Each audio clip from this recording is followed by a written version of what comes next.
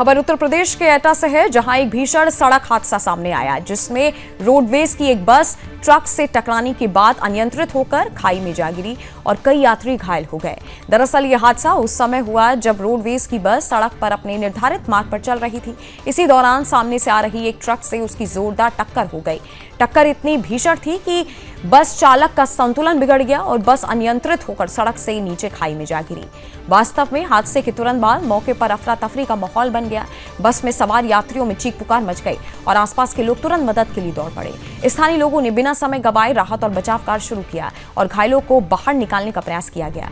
बात करें तो घटना की सूचना मिलते ही पुलिस और प्रशासन की टीम भी मौके पर पहुंच गई। अधिकारियों ने तुरंत कार्रवाई करते हुए सभी घायलों को नजदीकी अस्पताल में भर्ती कराया।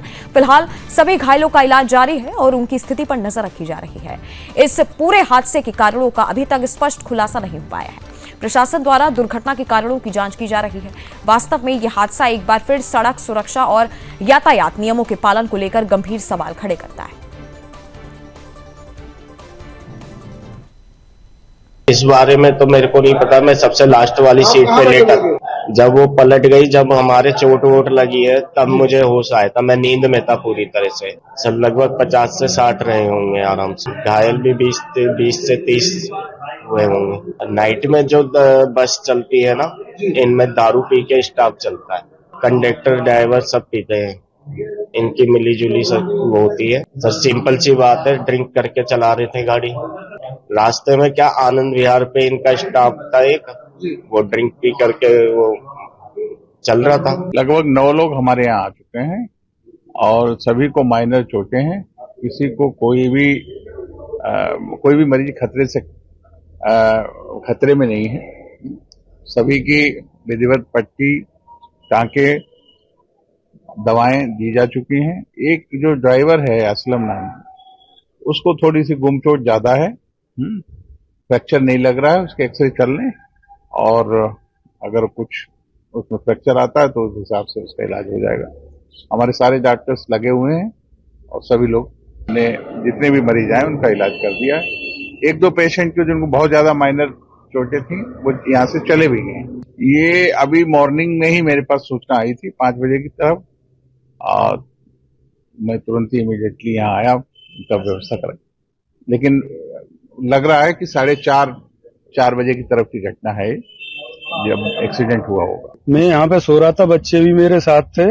जब गाड़ी क्या कहते गिरी तब एकदम आवाज हुई, उसमें चीख पुकार की। हाँ, धमाका हुआ, चीख पुकार हुई तो मेरे बच्चे मैंने की इधर को भाजो, मैं उधर लेके भाज गया पलंग की साइड। फिर वहां से मैं निकला, गेट खोला तो इस बस में से निकल रहे थे रो रो के और लोग 40-50 के करीब थे। बच्चे ज्यादा थे, लेडीज थी ज्यादा।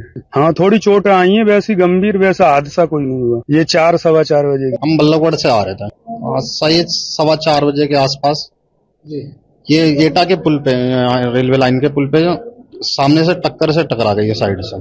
फिर ट्रक दूसरी साइड चला गया, मतलब अपोजिट दूसरी डायरेक्शन में। ये साइड पेड़ों से टकराते हुए नीचे गिर गया। बस में कितने सवारी होती है? 50-60 फुल में हो जाते हैं, तो उतने फुल सवारी थी पूरे बस में। इसमें कम से कम 20-30 लोग घायल हुए हैं, जिसमें 3-4 लोगों के ज्यादा चोटें लगी हैं, बाकी थोड़ी चोट लगी। ये 4:15 बजे के आसपास की घटना। पुल पे चल रही थी गाड़ी। पुल पे इतनी स्पीड में गाड़ी नहीं चलनी चाहिए, क्योंकि छोटा है पुल, आमने सामने से आएगी तो टक्कर होने की फुल संभावना है। जैसे सामने से ऐसे करके बस ऐसे चल रही थी, ऐसे करके साइड से ऐसे करके लग गई, तो लगते ही बस कंट्रोल छूट गया। ट्रक दूसरी साइड चला गया, ये दूसरी साइड गिर गया। कोई चालक और कंडक्टर दोनों उस मौके पर नहीं थे। सवारियों के पैसे भी उन्होंने पहले जमा कर लेते हैं, वो लोग देते नहीं है। हॉस्पिटल मैंने फोन करा था, एम्बुलेंस और उस पे पुलिस पे पहले फोन करा था। उन्होंने लोकेशन फेच करके हमने बताई डिटेल, तो पहुंचे थे एम्बुलेंस पे।